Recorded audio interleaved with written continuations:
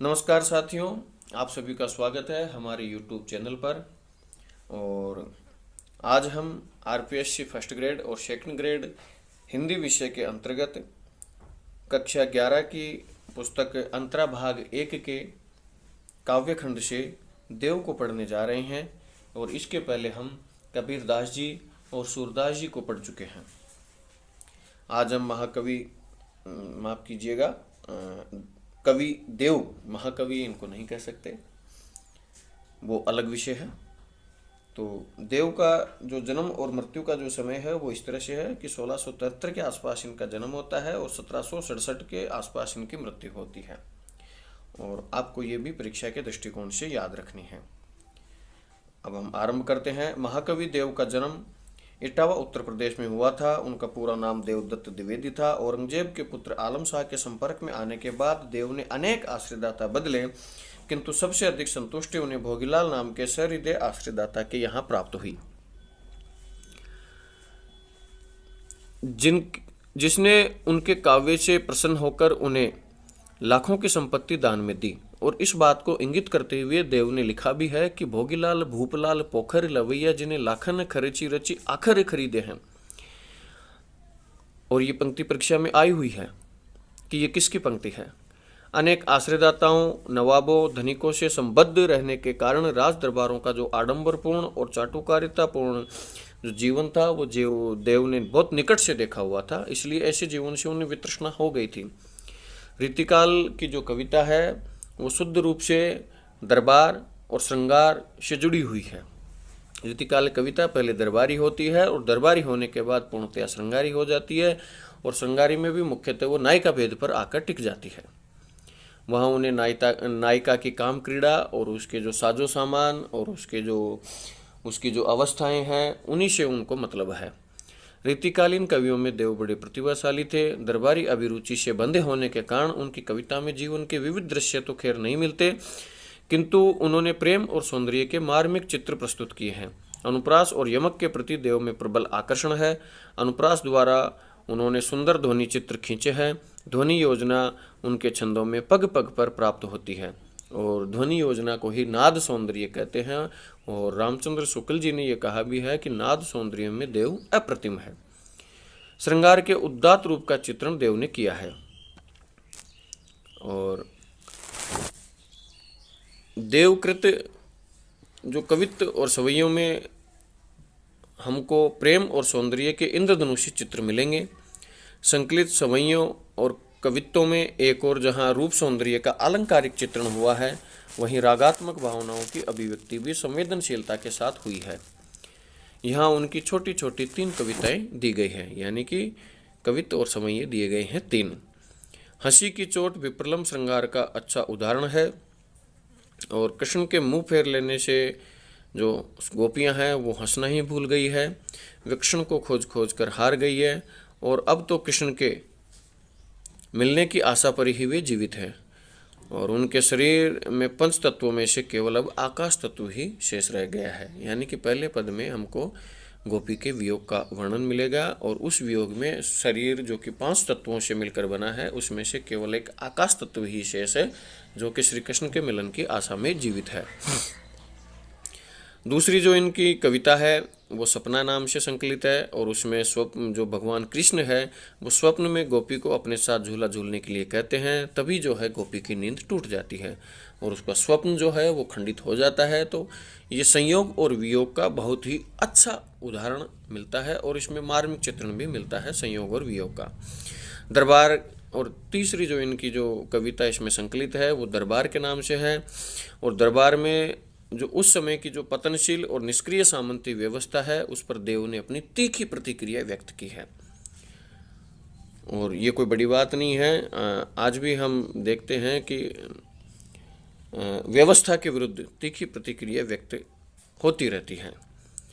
और देव की जो रचनाएं हैं वो भी हम देख लेते हैं कि देवकृत कुल ग्रंथों की संख्या 52 से 72 तक मानी जाती है, जिनमें रसविलास, भावविलास, जाति विलास, जाति विलास इसमें नहीं है, लेकिन जाति विलास इनकी बहुत एक प्रसिद्ध रचना है और जिसमें नायिका भेद है, लेकिन वो नायिका भेद अलग तरीके का है।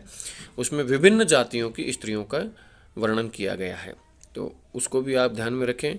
भवानी विलास है, कुशल विलास है, अष्टयाम, सुमिल विनोद, सुजान विनोद, काव्य रसायन, प्रेम दीपिका आदि जो है इनकी प्रमुख कृतियाँ हैं। और देव के कवित्व सेवों में हमको पता ही है कि प्रेम और सौंदर्य के इंद्रधनुषी चित्र मिलते हैं, जिनमें आलंकारिक चित्रण मिलेगा और विशेष तौर से अनुप्रास और यमक जो है इनमें अधिक मिलता है। तो हम ये कह सकते हैं कि अनुप्रास की जो चेष्टा है वो तो खैर रीतिकालीन कवियों में सभी में मिलती है, देव में विशेष तौर से मिलती है। और इसी को हम ध्वनि सौंदर्य भी कह सकते हैं या नाद सौंदर्य भी कह सकते हैं। और अब हम जो है कविता पाठ पर आते हैं। सबसे पहली जो इनकी है वो है हंसी की चोट। तो सबसे पहले इसका वाचन कर लेते हैं कि शासन ही सो समीर गयो अरु, आंसुन ही सब नीर गयो ढरी, तेज गयो गुण ले अपनो अरु, भूमि गई तन की तनुता करी, देव जी ये मिली बेही की आस हूँ पास, आकाश रहो बरी, जा दिन ते मुख फेरी, हरे हंसी हेरी, हियो जुलियो हरि जुहरी। व्याख्या आरंभ करते हैं। सांसन ही सो समीर गयो अरु, सांसन यानी कि सांसों में से, ही सो समीर गयो अरु यानी कि समीर यानी कि जो वायु है वो चली गई है, यानी कि सांसों में से जो वायु है वो चली गई है। कहने का मतलब है कि जो वायु तत्व है वो इस शरीर से निकल गया है और श्री कृष्ण के वियोग में।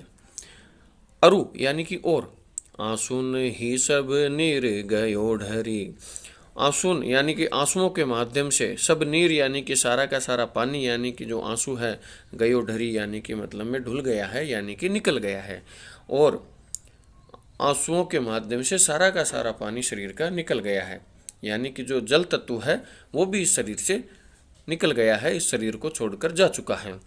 तेज गयो गुण ले अपनो अरु, तेज यानी कि जो अग्नि तत्व है वो भी चला गया है, गुण ले अपनो यानी कि उसका जो गुण है वो उसको लेकर के चला गया है, यानी कि अग्नि तत्व भी इस शरीर से अब चला गया है, इसको छोड़ करके जा चुका है। अरु यानी कि और, भूमि गई तन की तनुता करी, और भूमि गई यानी कि जो भूमि तत्व है यानी कि जो भूत तत्व है वो भी अब जो है वो भी जो है अब मतलब में चली गई है। तन की तनुता करी यानी कि जो इस शरीर की जो कोमलता है उसको लेकर के, और मतलब में या दुबलापन है उसको लेकर के, उसको कर करके चली गई है। तनुता करी यानी कि दुर्बल करके, यानी कि जो भूमि तत्व है वो भी तन को दुर्बल करके इस शरीर को छोड़कर जा चुकी है, यानी कि ये सारे तत्व जो है अब जा चुके हैं। तो बचा कौन है, तो वो हम अब पढ़ रहे हैं कि देव जिए मिली बेही की आस की। देव कहते हैं कि जिए यानी कि जी रहा है, मिल बेही यानी कि मिलने की, आस यानी कि आशा में, यानी कि मिलने की आशा में जी रहा है।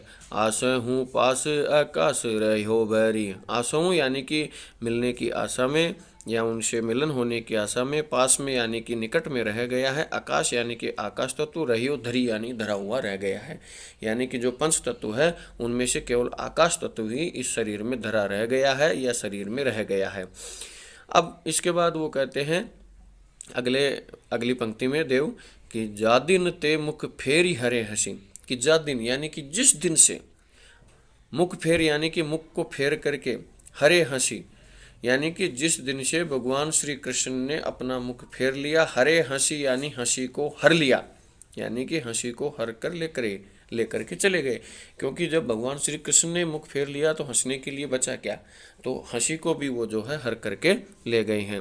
हेरी हियोजू लियो हरि जू हरि, हेरी हियोजू लियो, हेरी यानी कि मतलब में देख करके, हियोजू यानी कि हृदय को, हियोजू लियो हरि यानी हियोजू लियो यानी कि हृदय को हर लिया, हियो यानी कि जो हृदय है उसको ले लिया, हरि जू हरि यानी कि हर करके और दूसरा जो हरि है उसका अर्थ है भगवान श्री कृष्ण ने, यानी कि जो हरण करने वाले हैं हरि, उन्होंने जो है उसको ले लिया है।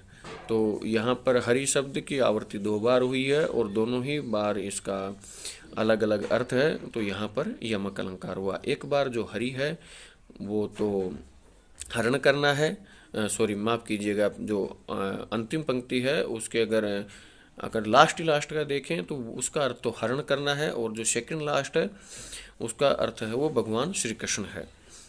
तो यहाँ पर यमक अलंकार होगा। अनुप्रास की छटा आपको हर जगह मिल जाएगी, जैसे कि शासन ही सो समीर गयो अरु, आंसुन ही सब नीर गयो ढरी, तेज गयो गुण ले अपनो और भूमि गई तन की तनुता करी। तो तन की तनुता यहाँ पर अनुप्रास अलंकार है। और देव जिये मिल बेहि के आस की, आसहु पास आकाश रहो भरी। तो पास और आकाश यहाँ भी शब्द साम्य है, तो यहाँ पर भी अनुप्रास अलंकार है। और अंतिम पद में अनुप्रास तो है ही और साथ में यमक अलंकार भी है। और ये काव्य सौंदर्य पर अगर हम चर्चा करें तो ये वियोग श्रृंगार का उदाहरण है, और इसमें ब्रजभाषा है और माधुर्य गुण है और शब्द शक्ति इसमें लक्षणा है, यानी कि लक्षणा शब्द शक्ति के माध्यम से, माधुर्य गुण के माध्यम से देव ने जो है वियोग श्रृंगार का वर्णन किया है। और पदों में संगीतात्मकता है और उत्कृष्ट ब्रजभाषा का प्रयोग हुआ है। अगले 2 पद हैं वो हम अगले पार्ट में पढ़ेंगे, क्योंकि वीडियो लंबा हो जाएगा। अगले पार्ट में आपको सपना और दरबार दोनों की व्याख्या मिल जाएगी। धन्यवाद।